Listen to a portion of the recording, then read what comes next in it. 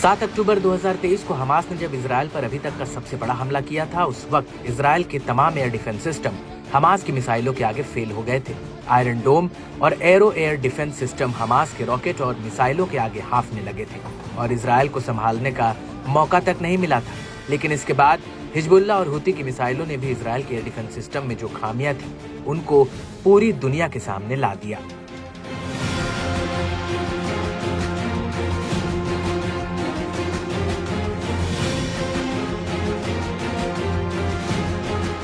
और इसी वजह से इजराइल के पास मौजूद हथियार आने वाले खतरे का सामना करने में पूरी तरह से कारगर नहीं है, जिसकी वजह से अब इजराइल ने एक ऐसे हथियार को अपने सैन्य बेड़े में शामिल किया है जो इजराइल के लिए गेम चेंजर साबित हो सकता है। दरअसल इजरायली सेना ने राफेल स्पाइडर एयर डिफेंस को अपने बेड़े में शामिल किया है। खुद आईडीएफ ने इस बात की पुष्टि की है, लेकिन सबसे बड़ा सवाल ये है कि मिडिल ईस्ट में spider air defence system Israel को कितना महफूज रख सकता है।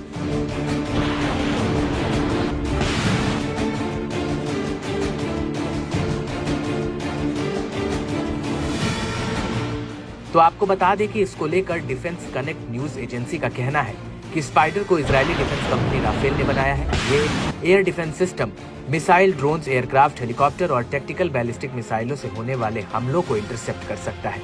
ये radar, electro optical launcher, advance control और कमांड सिस्टम, पाइथन और डेब्री मिसाइल इंटरसेप्टर से लैस है। इस सिस्टम में सबसे ज्यादा एडवांस हवा से हवा में वार करने वाला पाइथन 5W वेबलैंड मिसाइलें लगी हैं। इसमें IWB एक्टिव रडार BVR लगा है और इसमें IWB ER लॉन्च रेंज मिसाइलें भी लगी हैं। इन मिसाइलों का इस्तेमाल हवा से हवा में हमला करने के लिए होता है।